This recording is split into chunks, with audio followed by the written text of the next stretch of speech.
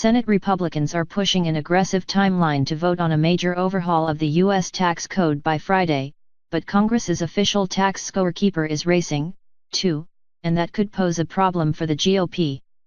The nonpartisan Joint Committee on Taxation plans to release a final estimate of the Senate bill's impact on the debt as early as Wednesday night. When it does, the deficit hawks who hold the bill's fate in their hands will be watching closely. To me, the big issue is how are we dealing with debt and deficit? Do we have realistic numbers? Senator James Lankford, R-Oklahoma, said Monday.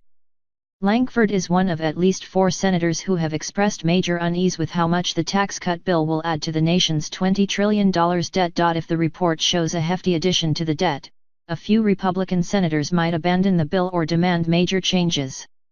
Republicans can't afford to lose more than 2 GOP senators, an extremely thin margin, or the bill will fail.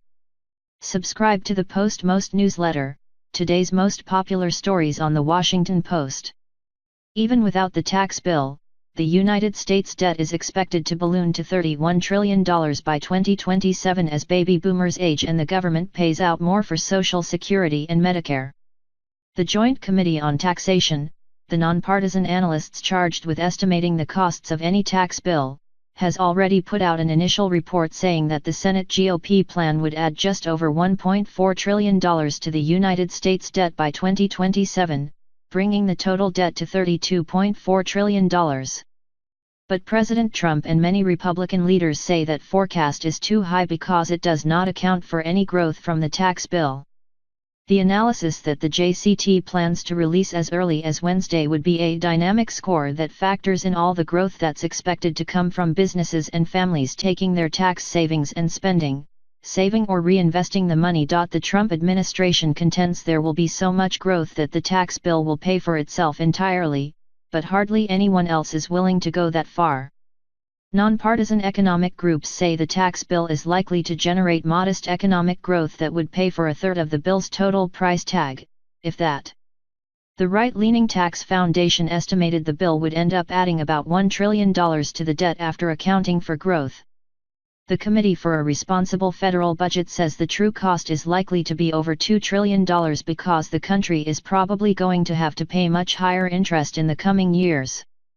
Basically, China and Japan won't lend the United States money at such cheap rates anymore. Republican leaders plan to vote without waiting for the JCT's dynamic score. That's what happened in the House when the JCT said it didn't have enough time to prepare a final estimate. But the JCT is rushing to get one done before the Senate vote. Our optimistic estimate for completion of this dynamic analysis is late Wednesday, wrote Thomas Barthold, the JCT's director, in a letter to Senator Ron Wyden, Dr. Almost everyone agrees the JCT won't show that the bill generates enough growth to fully pay for itself. The question is what the final JCT price tag will be. Will it be closer to $1 trillion or $2 trillion? History has shown that tax receipts fell after President Reagan cut taxes in 1981. More recently, the state of Kansas, which cut taxes in an effort to spur growth, has faced severe budget deficits and had to borrow substantially more money. The JCT gave a hint in its letter to Wyden, and it doesn't sound good for Republicans trying to brush off debt concerns. Barthold said the growth estimate will assume an aggressive Federal Reserve response, meaning the JCT thinks interest rates are likely to be a lot higher if the tax bill passes. That increases the costs of repaying the debt, sending the total price tag even higher. Senator Bob Corker, R10, another vocal critic of the debt, voted Tuesday to advance the tax bill out of the Budget Committee and onto the Senate floor. But he told reporters he had reached a deal with the White House and Senate leaders that addresses some of his concerns. Corker has been pushing a plan in which, if revenue comes in lower than anticipated in the coming years, higher tax rates would be triggered automatically. It's unclear whether Corker wants higher rates on companies or individuals. At the moment, the Senate bill makes tax cuts for corporations permanent, while the cuts for families expire after 2025.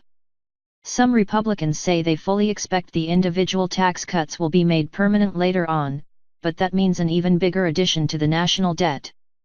The JCT took a look at what would happen if the Senate makes the tax cuts for individuals permanent. It would bring the total cost of the bill to nearly $1.7 trillion. Budget hawks such as the Committee for a Responsible Federal Budget say that the best plan would be to go back to the drawing board, coming up with a tax policy that doesn't add a penny to the debt, but that a trigger is a good backup plan. The best thing would be to put together a bill that is fully paid for, but if that's not going to happen, I would definitely take Plan B, said Maya McGuinness, president of the nonpartisan CRFB. While a trigger sounds good in concept, it would be tricky to implement. Tax revenue could come in lower than expected for a wide variety of reasons, including another major recession. If the trigger caused taxes to rise during an economic downturn, it would make a bad situation even worse. McGuinness said that there are ways to structure the trigger to avoid that painful situation, but that it would take time to think through. The other concern is that such a trigger would bring a lot of uncertainty to businesses and families. Are they getting a tax cut or not? It wouldn't be as clear with a trigger. The driving force of the Trump tax plan is to reduce corporate taxes in the hope that businesses will take their tax savings and invest more in U.S. factories, research, and jobs.